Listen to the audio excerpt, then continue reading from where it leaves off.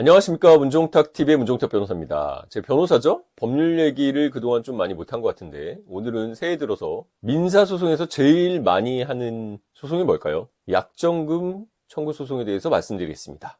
여기 승소 판결문 보이십니까? 얼마 전에 제가 원고 소송 대리인해서 승소한 판결문인데요. 피고가 항소해서 항소심이었는데도 엄청 많이 다투고 좀 길어졌는데 결국 제가 이겼죠. 여기 2억 6,742만 얼마 보이십니까? 인도네시아 루피아 화폐로 약속해서 정한 거죠. 약정했기 때문에 환율에 따라서 금액이 100원 단위까지 됐는데요. 오늘은 약정금 소송에서 승소 경험이 많은 저 문종탁 변호사가 약정금 소송에 대해서 자세히 알려드리겠습니다. 자, 약정금 청구 소송이 뭘까요? 약속해서 정한, 금액, 약정금. 쉽죠? 이렇게 명쾌하게 설명해주는 변호사를 만나시기 바랍니다. 약속해서 정한 금액이 약정금이고, 약속해서 정했으니까 달라는 게 약정금 청구 소송입니다. 끝! 이러면 안 되겠죠? 사실 매매대금, 물품 팔고 돈 받기로 약속하는 거니까 매매대금도 약정금이고, 공사대금, 공사 지어줬으니까 대금 청구하는 것도 공사대금 청구고, 제가 지금 설계해가지고 설계비 청구하는 소송도 하고 있는데요. 사실 대여금, 돈 빌려주고 갚기로 하고 약속한 거니까 대여금 청구 소송도 약정금의 일종입니다. 약정금 청구 소송에서 가장 중요한 거는 다른 소송과 마찬가지로 증거인데, 그 증거 중에서 가장 중요한 게 바로 처분문서라고 우리가 부르죠. 약정 사실을 증명하고, 약정을 그래서 내용이 뭐냐 알 수 있는 약정서겠죠. 계약도 약속이죠. 계약 처분문서가 굉장히 중요합니다. 그래서 약정금 청구 소송에서는 이 처분문서 약정서를 보여주고 약정 내용에 따라서 약정금을 청구한다, 이런 식으로 들어가는데요. 그렇기 때문에 이 계약의 존재, 이 조건을 이행했는지, 조건을 이행해야지 내가 약속한 돈을 받을 수 있잖아요. 약정금 산정 방식, 그래서 약정금을 어떻게 산정하는지 계산하는 방식 같은 거, 그런 거 중요하죠. 그래서 내가 원고다, 약정금을 청구한다 이랬을 때는 계약이 있는지, 계약 조건을 내가 지키고 그럼에도 불구하고 상대가 돈을 안 줬다, 이거를 입증할 수 있는지가 핵심이겠네요. 반대로 내가 피고다, 약정금 청구를 당했다는 얘기죠. 소장을 받았다 이러면 계약이 정말 있었는지, 상대가 계약 조건을 이해한 게 맞는지, 그래서 내가 약정금을 줄 필요가 없다, 이런 걸 항변하겠네요. 요약해 보겠습니다. 약정금 청구에서 중요한 거 세 가지. 첫 번째, 약정이 존재하는가, 이런 거는 뭐 약정서로 입증이 되겠죠. 두 번째, 계약 조건대로 이행을 했는가, 공사대금 청구하려면 공사를 제대로 했는지, 매매대금 청구하려면은 매매를 제대로 했는지, 이런 거 입증이 필요하겠죠. 마지막 세 번째, 그런데도 채무자가 돈을 주지 않는가, 안 줬으니까 청구하겠죠. 자, 약정금 소송으로 들어갔습니다. 소송 준비하거나 소송 중에 가장 중요한 게 뭘까요? 그렇죠, 증거죠. 약정금 청구 소송에서 제일 중요한 증거는 아까도 말씀드렸지만 약정서입니다. 계약서라고 부르던 매매계약이든 도급계약이든요. 왜냐면 다른 소송과 마찬가지로 원고, 청구에서 주장하는 사람이 약정, 계약이 존재한다는 것을 입증해야 되고, 그 내용은 약정서, 서로 약속한 내용에 따르겠죠. 여기에 대해서 약속 이행을 독촉하는 문자, 전화 녹취, 이메일, 그리고 상대가 이를 시인하는, 또 마찬가지로 카카오톡 메시지나 문자, 이메일, 통화 녹취 같은 것, 증거로 또 사용할 수 있겠죠. 결론은 간단하죠. 객관적인 증거가 더 많이 있는 사람이, 확실한 사람이 승소하겠죠. 그러니까 약정금 청구하시는 분들은 약정서 확보가 가장 중요하고, 법원은 약정서 같은 처분문서는 내용대로 하라고 합니다. 그거를 수정하거나 바꿔주지 않아요. 그렇기 때문에 약정서 한번 정하면 약속이니까 지켜야 되고, 그렇기 때문에 약정서, 계약서 쓰실 때는 변호사랑 상담 받으시고 자문 받으셔서 나한테 유리하게 불리한 건 없는지 확인하고 계약서, 약정서를 작성하셔야겠습니다. 이 번호 있으니까요. 문의하셔서 약정서 쓰신 거 검토해드리니까요. 검토 받으시기 바랍니다. 최근에 AI가 발달해서 AI한테 주고 검토해줘 뭐 이러는데, 나중에 불리하거나 치명적인 잘못된 오류가 있다고 하더라도 AI한테 손해배상 할 겁니까? AI한테 어떻게 할 겁니까? 자, 이제 소송 절차에 대해서 말씀드리겠습니다. 이거는 변호사가 선임하면 변호사가 알아서 할 일이지만 궁금하실 테니까 문종탁TV 구독자분들도 수준이 높으셔서 제가 소송 절차까지 쫙 설명해 드리겠습니다. 3천만 원 이하는 소액 사건이 되죠. 그렇기 때문에 보통 1회 변론으로 종결되고 판결 이유도 안 쓰고 간략하게 됩니다.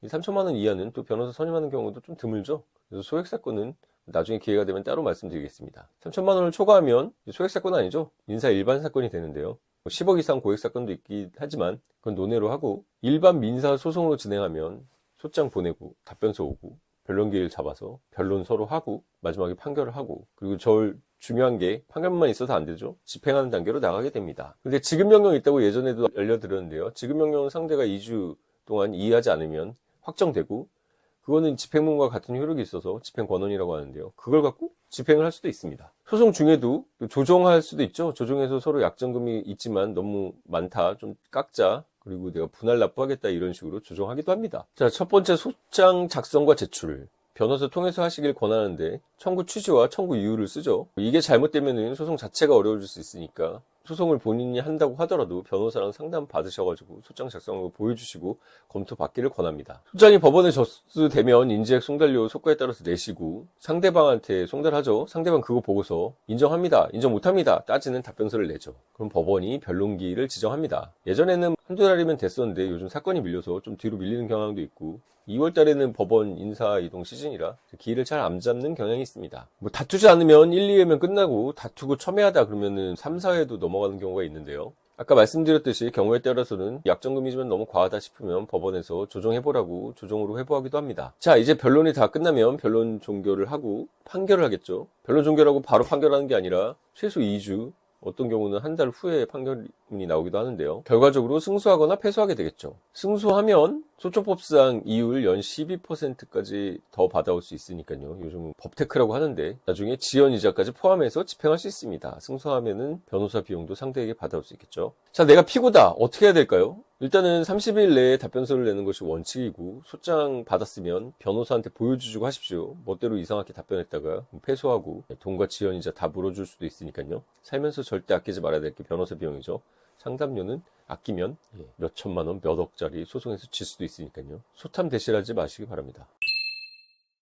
자, 답변하면서 항변하는 방법 중에서 오늘 팁을 드릴게요. 제일 유용한 방법이 소멸시효죠. 이거는 원고도 자기가 약정했다고 손 놓고 있으면 안 되니까요. 소멸시효 걸리면 소멸하는 거죠. 시효, 시간의 효과로 소멸하는 걸 소멸시효라고 합니다. 일반적인 약정금은 소멸시효가 10년입니다. 10년이면 강산도 변하는데 10년이면 소멸시효가 완성하네요. 채권 종류마다 소멸시효 기간은 좀 다릅니다. 보통 10년은 일반적인 약정금에서 채권 채무 관계에서 10년이고요. 소멸시효 5년도 있죠. 외상대금 등 상거래, 상행위는 빈번하게 일어나니까 10년 전과 갖고 오면 머리 아프죠. 그래서 5년으로 상사 소멸시효가 되어 있습니다. 3년도 있습니다. 공사대금 채권, 공사 지은 사람들은 주의하십시오. 소멸시효 3년이니까 3년 동안 아무것도 없으면 소멸시효 완성 항변 들어오면 돈 못 받을 수도 있습니다. 생산자나 상인이 판매, 제조로 약정한 약정금도 3년이고 근로와 관련된 약정금도 3년입니다. 소멸시효 1년도 있는데요. 이거 정말 조심해야겠죠. 연예인, 교육자의 수업료 이런 거는 1년입니다. 그러니까 빨리 서두르시고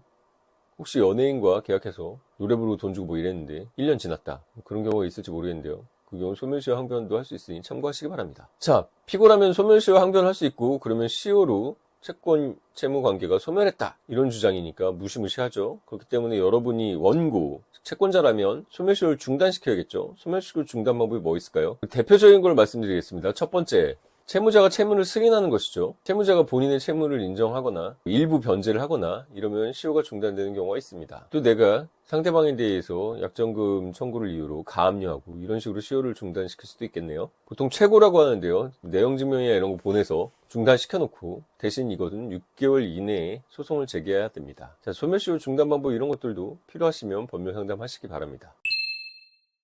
자, 오늘 내용 법률 지식 좀 도움이 되셨나요? 하지만 참고를 하시고 나홀로 소송할 때 위험한 게 뭐죠? 변호사 비용 아끼려고 혼자 진행하다가 시간 날리고 돈 날리고 특히 제가 아까 전에 서두에 이거 보이십니까? 승소 판결문 소개시켜드렸죠? 거의 3억 원에 가까운 돈인데요. 예전에 저는 10억 원이 넘는 약정금 소송에서도 종종 승소하고 했었는데 약정금이 큰 경우 내가 청구해서 받을 수 있는 돈이 큰 경우 변호사 비용 조금 아끼다가 패소해가지고 몇억 원 날리는 게 훨씬 멍청하고 어리석은 짓이죠. 약정금이 크다면 소액은 제가 그렇게 권하지 않지만 약정금이 적어도 3천만 원이 넘어가는 일반 사건이라면 변호사와 상담하시고 변호사에게 맡기시기 바랍니다. 여러 군데 상담해 보시고 저 아니어도 되니까요. 대신 변호사가 자신의 핸드폰 번호 공개하고 의뢰인과 직접 소통할 수 있는데 그런 곳을 선임하시기 바랍니다. 큰 펌이네, 정관이네, 네트워크 펌, 프랜차이즈죠.